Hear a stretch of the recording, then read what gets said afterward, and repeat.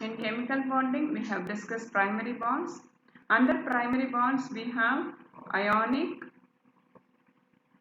covalent,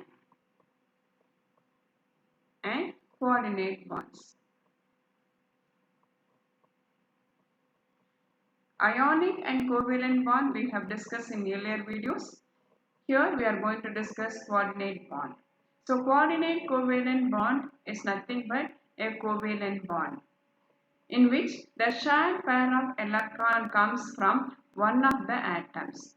So both the atoms will not contribute electron for sharing, only one atom will give electron for sharing. That is what we call it as coordinate covalent bond. So you take an example, here you have atom A with lone pair of electron, the atom B which has only 6 electrons, it is in need of 2 electrons. So this atom A will donate its electron to atom B so that they will share the electron. Now the atom B gets 8 electrons in the outermost orbital.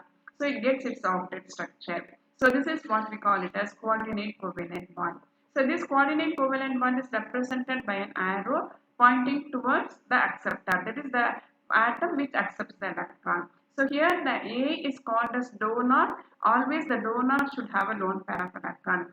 The B is the acceptor because it accepts an electron. It should be in need of electron so that it can accept electron. So the coordinate covalent bond is represented by an arrow which is pointing towards the acceptor. So this is how you have to represent a coordinate covalent bond. So what is the main difference between the normal covalent bond and coordinate covalent bond? In normal covalent bond, for example, you take hydrogen which is having one electron. This hydrogen is atoms are also having one electron. When they share this electron and you will be getting a covalent bond. So here you have one hydrogen, here one hydrogen, and these two hydrogen they will give its electron for sharing. So each atom will contribute its electron for sharing in normal covalent bond. So therefore you are getting a covalent bond. So in normal covalent bond, each atom will contribute its electron for sharing. That is the normal covalent bond. But in coordinate covalent bond, it's only one atom will donate its electron. For example, you take hydrogen ion, which is in need of electron, and here you have ammonia. So nitrogen at the center, 3 hydrogen. So ammonia. Now this nitrogen is having a lone pair of electron. And this lone pair of electron is donated to hydrogen ion. So they will share the electron like this and they will form a coordinate covalent bond. So this is ammonium ion. So you can represent like this. So this is ammonia which is having a lone pair of electron. And this lone pair of electron is donated to this H plus ion. So it will be getting a coordinate covalent bond which is represented here with an arrow. So you are getting NH4 plus ion. So here this ammonia will become a donor and this hydrogen H plus ion will become acceptor. So it accepts electron. So you take one more example here. Ammonia which is having a lone pair of electron. This boron trifluoride is having only 6 electrons. 2, 4, 6. It is in need of 2 electrons. So it accepts this electron from ammonia and form a coordinate covalent bond. So this is coordinate covalent bond. Similarly, in coordination chemistry, we have coordination compounds. So in coordination compounds, for example, you can take this one, FeCN6 4 minus. It's a coordination compound. Here the Fe is Fe2 plus. So it will be the acceptor. And this cyanide, 6 cyanides, they will be donating electrons to this Fe2 plus. So this Fe2 plus is a central metal ion and which is an acceptor. Here the cyanides are the donors. Here the donors are called as ligands. So they are called as ligands. So these cyanides, they will donate electrons, they are called as ligands. So this is also an example for coordination covalent bond. So you will have a coordinate covalent bond from all 6 cyanide ion to central metal ion. So this is what we have coordinate covalent bond. So when you compare covalent bond and coordinate covalent bond, both are having the same characteristics. There is not much difference. Only difference is the shared pair of electron comes from only one atom in the case of coordinate covalent. covalent bond. But in normal covalent bond, both the atoms will contribute its electron for sharing. To take a covalent bond, if you introduce ionic character in covalent bond, then we have polarity of bonds. If you have ionic bond, if you introduce a covalent character in ionic bond, then you have polarity of bonds. So, introducing a partial ionic character in covalent bond or partial covalent character in ionic bond, we call it as polarity of bonds. Here we are going to discuss covalent character in ionic compounds, that is ionic bonds. Any ionic compound in that 100% ionic character is not possible. You cannot have 100% ionic character. For example, you take sodium chloride, potassium chloride you take. Here, if you take the ionic character, that ionic character will be always less than 100% because you cannot have 100% ionic character in this compounds. So you will have some other covalent character along with this ionic character. That is what we are going to discuss here. Now you take a cation and anion. The cation and the anion, they are approaching towards each other. When they approach towards each other, the anion cloud, electron cloud of the anion gets attracted towards the cation. Therefore, this electron cloud of the anion get attracted and they get deformed. So it gets deformed. So the electron cloud of the anion gets deformed and it gets attracted, pulled towards the cation. Therefore, the anion shape is changed. And this is what we call it as polarization. So the polarization is nothing but the deformation of the anion by the cation. That is what we call it as polarization. So you can explain the polarization here like this. So you take a cation and anion. When they approach each other, the anion electron cloud gets attracted towards the cation. Therefore, this electron clouds gets deformed. It gets attracted towards this cation and it gets deformed. At this stage, the charge gets neutralized. That is, some covalent character is introduced here. So now in this here, you can show that the shape of the anion is completely changed. It gets polarized completely. And this is what we call it as polarization. Here in this place, the electrons started sharing and to have some covalent character. This is what we call it as polarization. In polarization, we have two terms. For cation, if you take, we used to say polarizing ability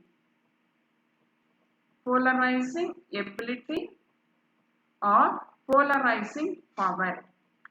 So both you can say for cation. So it is nothing but the ability of the cation to polarize. That is what we call it as polarizing ability. It is the power of the cation to pull the electron cloud of the anion. That is what we call it as polarizing power or polarizing ability. For anion, we used to say polarizability.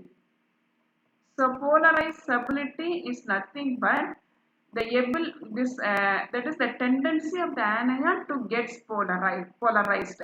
That is what call it as polarizability. How the anion gets polarized, that is its polarizability. The tendency or how much it gets polarized, that is what we call it as polarizability of the anion. So for cation, always you say polarizing ability or polarizing power. For the anion, it is polarizability. Now, the extent of the polarization we can explain with the help of Fezan's rule. So according to Fezan's rule, the cation should have a small size so that its polarizing power will be greater. And it should have a more charge, only then its polarizing power or ability will be greater. For example, you take Na plus ion, Mg2 plus ion and aluminium 3 plus ion. So when you talk about the size of these ions, the Na plus ion will be larger in size compared to Mg2 plus, which is larger compared to aluminium 3 plus. So we can say that this aluminium 3 plus is small in size. Also, when you talk about the charge, this aluminum 3 plus is having high charge, so it is 3 plus, so it is having a high charge. So we can say that when you talk about the polarizing power, the aluminum 3 plus is having high polarizing power. So when you have more polarizing power, when you increase the polarizing power, the covalent character also increases. So you can here, you can take some example. You take NaCl, MgCl2 and aluminium 3 plus, aluminium chloride, trichloride. So when you see these examples, which is having more polarizing power, more covalent character, this aluminum trichloride is having more covalent character compared to MgCl2, which is having more covalent character than NaCl, because aluminum 3 plus is having more polarizing power because of its small size and high charge. So due to this high polarizing power, its covalent character will be more. Therefore, this compound aluminum trichloride is having more covalent character compared to MgCl2. So when you compare lithium chloride and NaCl, like the lithium chloride is having more polarizing power, that is more covalent character because of small size of lithium plus ion. So lithium plus ion is small compared to Na plus ion. So lithium chloride is having more polarizing power and it is having more covalent character. Lithium chloride is having more covalent character compared to sodium chloride. So we can say here in this polarizing power, this polarizing power is directly proportional to charge and divided by size. That is, it's directly proportional to charge and inversely proportional to size. As the charge increases, polarizing power also increases.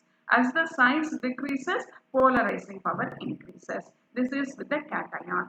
When you go to anion we will be talking about polarizability. So polarizability is for anion. So this polarizability will be greater when you have a large size anion. Because when you have a large size anion, the electron cloud in the outermost orbital will be less attracted by the nucleus. So it gets more deformed towards the cation. So the polarizability will be greater when you have a large size anion. Similarly, when you have more charge, the polarizability will be greater. So we can say that the polarizability is directly proportional to charge and it is also directly proportional to size. So as the charge increases, polarizability increases. As the size increases, polarizability of the anion increases. So when the polarizability increases, covalent character increases. So when you talk about the size, you can take this example. You take lithium chloride and lithium iodide you take, which is having more covalent character. Lithium iodide is in more covalent character because the iodine is larger in size compared to Cl minus chloride ion. So due to its large size, lithium iodide is having more covalent character because iodide ion is more polarizability it is having. Therefore, it shows more covalent character. It gets easily deformed. Therefore, lithium iodide is having more covalent character compared to lithium chloride. So, this is about the size and the charge. So when you talk about the cation, the electronic configuration also plays a major role in polarizing power or polarizing ability. So when you have the configuration NS2, NP6, ND10, this configuration, then that ion will show more polarizing power. For example, you take CuCl, CuCl and NaCl. You compare these two compounds. So you take Cu plus ion where the size is 0.6 Armstrong and it is having 3s2, 3p6 and 3d10 configuration. So when you take Na plus ion, it is having 1.13 Armstrong size and it is having the electronic configuration, outer electronic configuration as 2s2, 2p6. So this configuration it has.